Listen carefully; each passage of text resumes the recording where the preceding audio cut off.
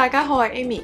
係啦，咁最近嘅天氣咧就熱咗好多啦，所以今日咧就會同大家整一款凍食嘅菜式，就係呢個花雕醉雞卷。做法咧係好簡單嘅啫，可以分成2個部分。首先咧，我哋就可以蒸熟咗個雞先，然後再煮個醉雞嘅汁啦。將個醉雞汁咧浸住個雞卷，浸一晚，第2日就可以切件食噶啦，好簡單咧。好啦，咁我哋即刻開始啦。材料咧就有呢啲，大概可以整到2至3個人份量嘅。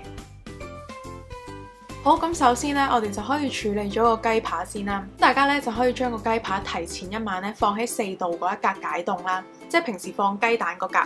然後我哋就可以切走雞扒表面嘅多餘脂肪，即係呢啲黃色嗰啲位，我哋就可以切咗佢啦。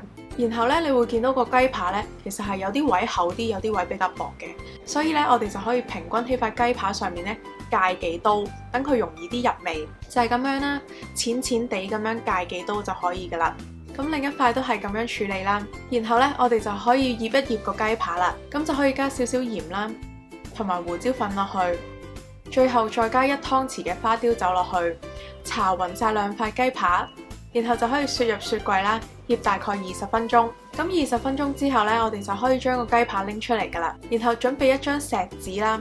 咁塊錫紙嘅大細呢，就要大過塊雞扒嘅，然後我哋就可以將塊雞扒呢放落去塊錫紙嘅中間，口肉嗰邊呢就靠近自己，慢慢捲起佢，咁就盡量捲實少少啦。咁捲完之後呢，我哋就再用錫紙包住晒成個雞卷，再慢慢捲實佢。咁捲好咗之後呢，左右兩邊呢就好似扭糖咁樣扭實晒成個錫紙，就係咁樣扭緊咗之後呢，佢就唔會再彈開噶啦。整好晒2條之後呢，我哋就可以放上碟，直接拎去蒸噶啦。咁我哋就可以用中火呢蒸大概30分鐘，等個雞完全熟透。咁蒸好之後呢，我哋就可以慢慢拎翻出嚟啦。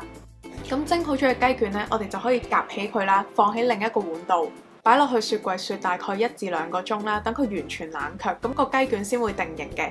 然之後你會見到隻碟呢係剩低咗好多雞汁，咁呢個我哋係會用翻嘅。咁我哋就可以將剩低嘅雞汁呢倒落去個量杯嗰度啦，睇下有幾多。咁我哋就可以補翻少少水落去，等個水量呢係達到300毫升咁就可以噶啦。然後呢，我哋就可以將啲香料洗一洗乾淨佢啦。洗完之後呢，就可以擎乾水備用。咁個杞子呢，我哋就可以加大概1湯匙嘅花雕酒去浸一浸佢啦。咁用花雕酒浸一浸個杞子呢，一陣食落去嘅時候呢，每粒杞子都會有濃濃嘅酒香味嘅。但係如果有小朋友嘅話呢，咁就可以 skip 咗呢個步驟啦。下一步呢，就可以直接煮呢個醉雞汁噶啦。咁我哋就可以將啱啱嘅雞湯呢加落去個煲入邊，再將香料都加埋落去。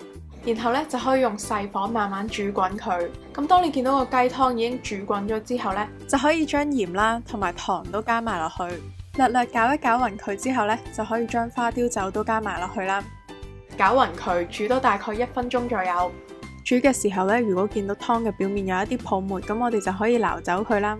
煮咗1分鐘之後呢，其實大部分嘅酒精都已經揮發晒噶啦。但係如果大家係想要好濃烈嘅酒味嘅話呢，其實就可以煮完雞湯滾咗之後呢，就直接熄火，然之後再加啲花雕酒落去啦，咁就唔需要再加熱，咁個酒味呢就會更加濃嘅。最後就可以將杞子都加埋落去，然後熄火，再將裡面嘅香料呢夾走，咁就唔會有多餘嘅苦澀味啦。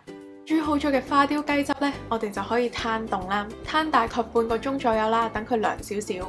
咁2個鐘頭之後呢，我哋就可以拎翻個雞卷出嚟啦，然之後拆開張錫紙。咁你可以見到呢個雞卷已經係定咗型，唔會再彈開噶啦。咁就可以放佢落密實盒嗰度啦，然之後再將攤凍咗嘅醉雞汁呢都淋埋落去，然後就可以放入雪櫃嗰度雪過夜，等佢浸1晚噶啦。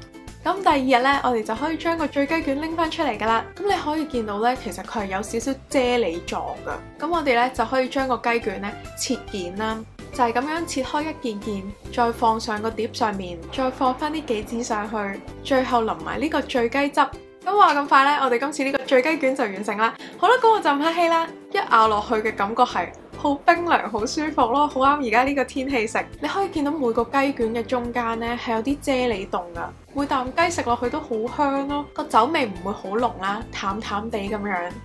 而且剩低咗嘅醉雞汁呢，其實大家可以另外煮個麵，然之後再加呢個醉雞汁落去呢撈麵食。